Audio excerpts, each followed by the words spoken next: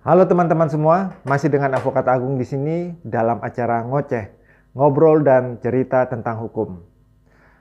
Beberapa waktu yang lalu saya mengangkat sebuah isu tentang pinjol teman-teman ya, di mana ada seorang polisi yang melakukan bundir di rumahnya dengan cara gantung diri ya, yang mana kemudian saya mengangkatnya dalam sebuah konten saya yang berjudul Mengapa Pinjol Membuat Orang Bunuh Diri.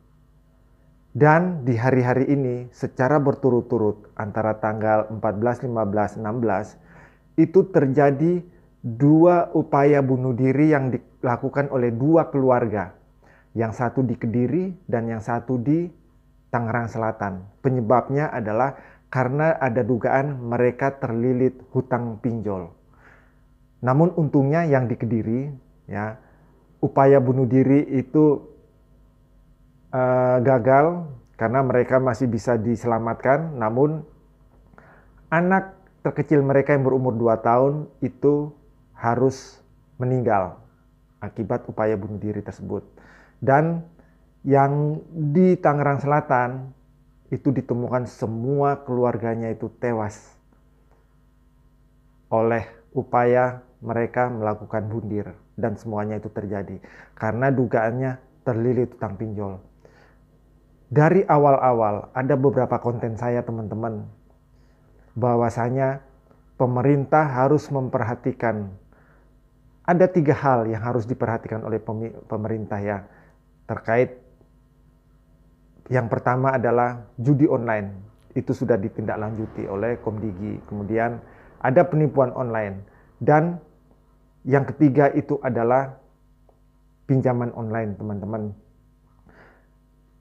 Ketiga hal ini harus diperhatikan, terutama Komdigi teman-teman, karena Komdigi adalah yang membawahi terkait teknologi informasi ya, yang namanya internet, yang berkaitan dengan online lah, itu adalah kewenangan Komdigi. Dan pinjol itu juga berkaitan sangat erat dengan tugas dan wewenang dari Komdigi, Kementerian Komdigi teman-teman. Makanya dari saya terus meminta Komdigi agar diperhatikan. Salah satunya ini adalah pinjol.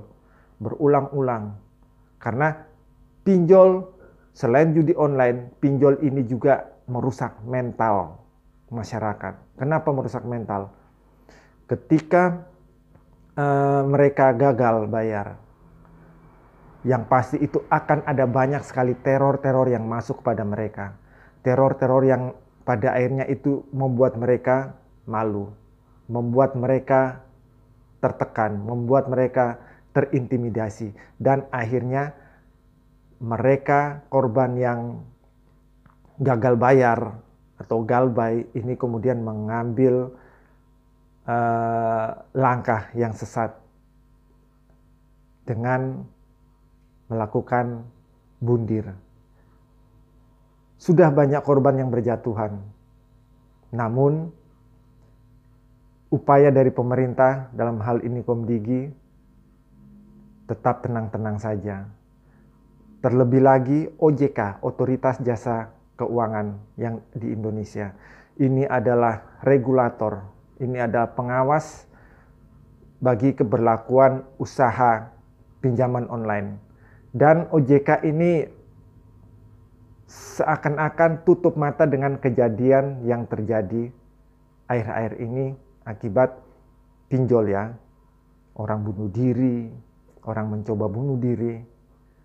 Terus juga ada ancaman-ancaman dari pihak-pihak penagih yang akhirnya menyebabkan orang bunuh diri teman-teman. Sampai di mana OJK membiarkan hal ini?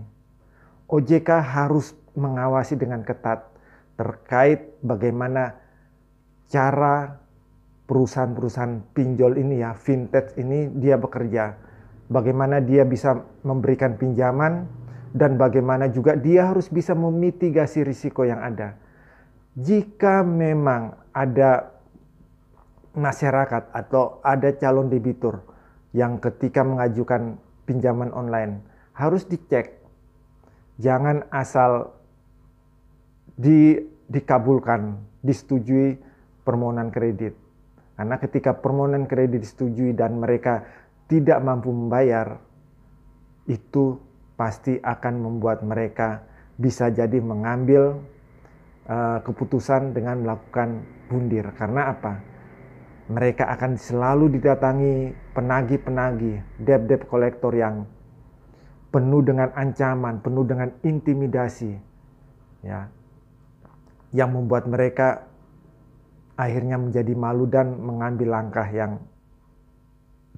atau mengambil jalan pintas dengan melakukan bundir, teman-teman.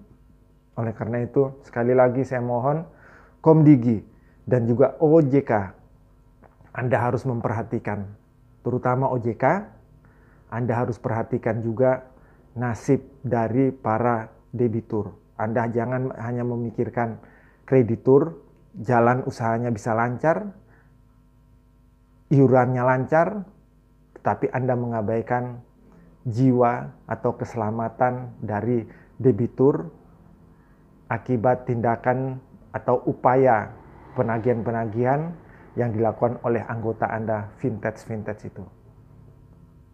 Semoga saja apa yang saya sampaikan ini bisa didengar oleh mereka yang mempunyai wewenang, mereka yang mempunyai hak untuk mengatur terkait usaha atau bisnis pinjaman online ini.